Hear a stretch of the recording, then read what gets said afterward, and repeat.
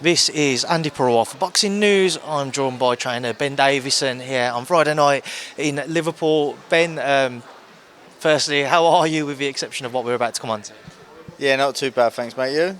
I'm very well, thank you. Obviously, straight into it. We're doing this slightly before it's going to be announced. Well, obviously, Shabaz Masoud, your man, his matchroom debut is going to be put on hold. I'll leave it to you to kind of take it away as to the further details on that. Yeah, just he hasn't been well, but we pushed on through anyway, and then obviously getting down to weight has just brought that illness out, and then trying to hold down any fluids or any food or anything like that, it's just impossible every time he's bringing it back up. So we had to make a decision. Obviously, Shabaz is gutted. We've actually got his opponent coming to the hotel so we can talk to him just to say we apologise. But you know, it's a great fight. As you mentioned just a moment ago, he looked up for it. So we just want to let him know that it will be rescheduled, and yeah. So your phone is absolutely flying there, Ben, with notifications, so I don't want to keep you for too long. Just with Shabaz, though, has this been going on for a while? Has it maybe for a couple of weeks he's been feeling it? What can you tell me on that front? Yeah, it weren't like nothing like out of this world. Like, should have pulled him at the start of the week or anything. He was just a little bit unwell, and then obviously getting down to weight, that has brought that illness out of him. And you know, sometimes when you're cutting weight, you put yourself in a vulnerable position, and I think his body's just shut down to a degree, and you know, he's been unable to put back in what he took off, and he's not well. And sometimes you have, you know, Shabaz, obviously being a fighter, they want to fight, but sometimes you have to make the decision.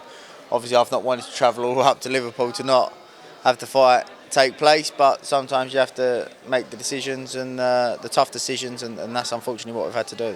How is Shabaz currently? Yeah, he's still not feeling great. He doesn't look great. Clearly, he's you know, keeps throwing up and being sick and can't hold anything down. But you know, he's okay. He's adamant. He wants to speak to his opponent, who's going to be here in a moment.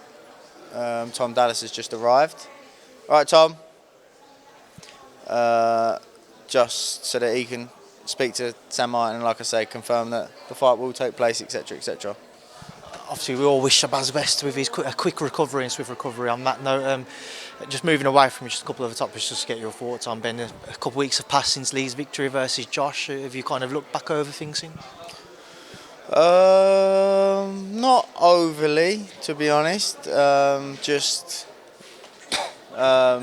Just been busy. It's flat out in the gym, to be honest. So just like, obviously Shabaz had this fight coming up, so just all focus went onto that, and yeah.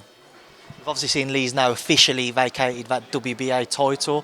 Any further indications to what he wants to do next, whether it be Warrington or Conlon rematches? Obviously Cordina being mentioned. You've mentioned Navarrete. Yeah, he wants to do the City Ground. We really like the Navarrete fight. I'm also under no illusions that, you know, the two different promoters, and that could end up being a bit of a difficult fight to make. However, I do like that fight for Leigh Wood, and that would give him the opportunity to become a two-weight, three-time champion of the world, which would be amazing. However, you know, we'll see.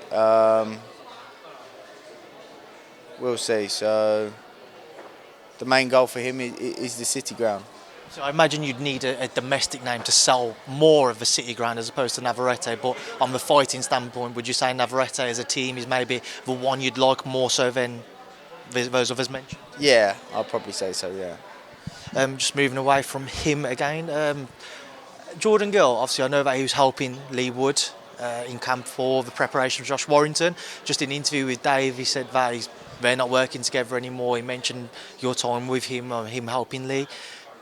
Anything there, maybe you helping him for the Michael Conlon fight?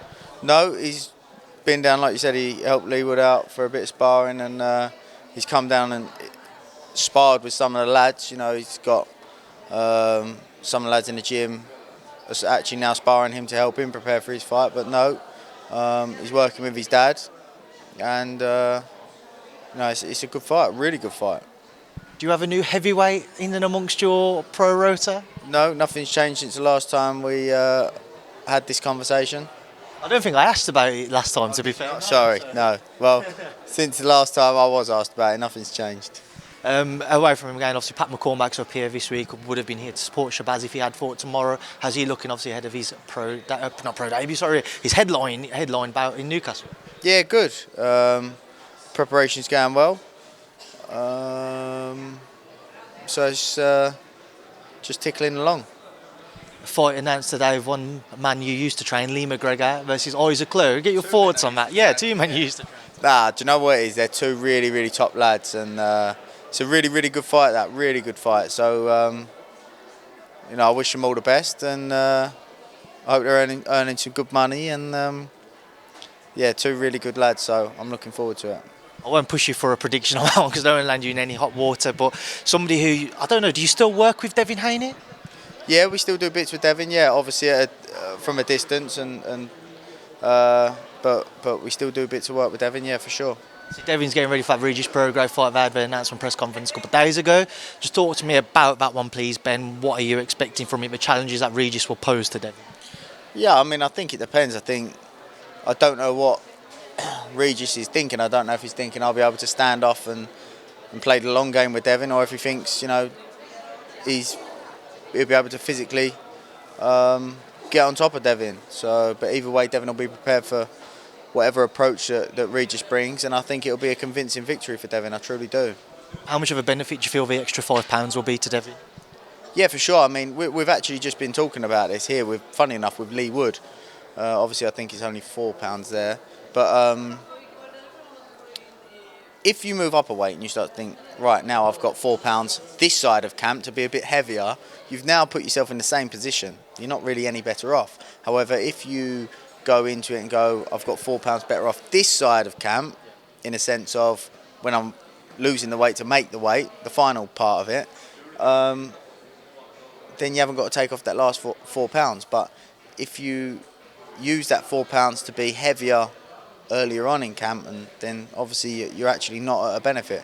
Devin's a big lad anyway, so I think you saw that at the press conference, to be honest. So it'll be tight for him even to make light welterweight, £140. He's a big lad, and he's still young, only growing, physically maturing. So he's professional. He does everything right, very professional, and I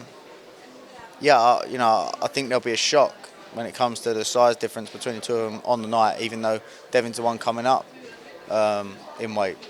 Ben, listen, I don't want to keep obviously too much more of your time. I'll leave you to obviously go catch up with Shabaz, go see his opponent. Obviously, Tom Dallas, as you mentioned, just arrived, so thank you for speaking to me, and safe travels back home tomorrow.